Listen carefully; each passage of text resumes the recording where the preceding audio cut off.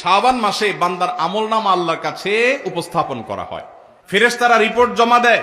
ফাউহিব্বু আন ইউরফা আমালি ওয়া আনা সাইম, নবীজি বলেছেন আমি চাই আমার আমলনামা যখন ফেরেশতাদের কাছে পেশ করা হবে তখন আমি যেন রোজাদার থাকি। কারণ আপনি কোথাও চাকরি করেন, সিরিয়াস ডিউটি করেন, একবারও আপনার বস আসে না, একটু মোবাইলটা মাত্র হাতে নিছেন ফেসবুকটা টিপার জন্য, আর তাকায় দেখেন পিছের দিকে বস এসে দাঁড়াবে, মেজাজটা কেমন লাগবে বলেন? খারাপ লাগবে না?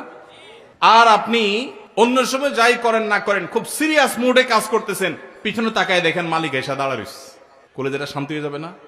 যাক মাশাআল্লাহ, এই বেচারা এসে আমরা যখন কাজে দেখবে বলবে বাবা খুব ভালো মানুষ, তো বেতন বাড়বে, তাই না? নবীজি সাল্লাল্লাহু আলাইহি সাল্লাম বলছেন যে আমি শাবান মাসে বেশি বেশি নফল রোজা এই জন্য রাখি, ফেরেশতারা আমার সারা বছরের আমলনামা আল্লাহর কাছে রিপোর্ট জমা দেন, সারা বছর কি করেছি না করেছি তার সব হিসাব জমা দেন। আল্লাহ যখন আমার হিসাবের প্রতি মনোনিবেশ করেন, ওই অবস্থা যদি আল্লাহ সুবহানাহু ওয়া তাআলা তিনি দেখতে পান যে তার বান্দা আমি রোজা আছি, তাহলে আল্লাহ একটু অনুগ্রহ করবেন। এই জন্য আমি এই মাসে রোজা রাখি। তাহলে নবীজি সাল্লাল্লাহু আলাইহি সাল্লাম শাবান মাসের রোজা দুইটা কারণ পাওয়া গেল।